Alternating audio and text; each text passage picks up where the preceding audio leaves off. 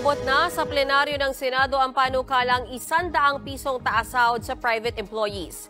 Kasabay ng panukalang yan ang bumabang bilang ng mga walang trabaho sa bansa. Narito ang aking report. Sinimulan ng talakayin sa plenaryo ng Senado ang panukalang 100 pisong aumento sa arawang sahod ng mga manggagawa sa pribadong sektor sa buong bansa.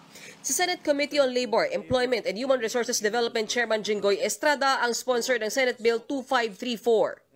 Talagang nakakaawa ang ating mga manggagawa. Hindi pa rin talaga abot sa pangangailangan para mabuhay at matugunan ang pangangailangan ng mga manggagawa na may 5 miyembro ng pamilya. Itinutulak natin ang 100 peso minimum wage increase para sa buong bansa. I think there are still 2 or 3 regions in Mindanao na hindi pa sila nabibigyan ng sahod.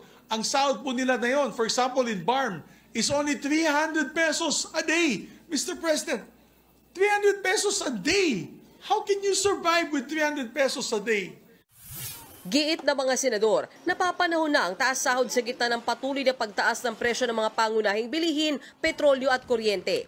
Ayon kay Senador Estrada, 306 hanggang 610 pesos ang kasalukuyang minimum wage sa iba't ibang rehiyon sa bansa. Aabot yan sa hanggang higit 14,000 pesos kada buwan.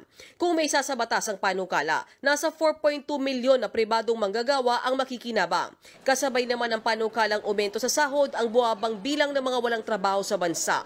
Sa datos ng Philippine Statistics Authority o PSA, mula sa 3.6% nitong Nobyembre, bumaba sa 3.1% ang jobless rate sa Pilipinas.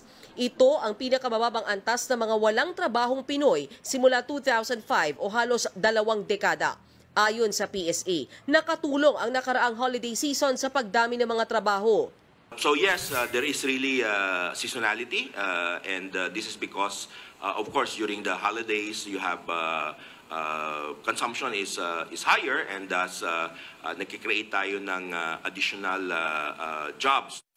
Pero hindi kumbinsido ang Ibon Foundation sa datos ng PSA.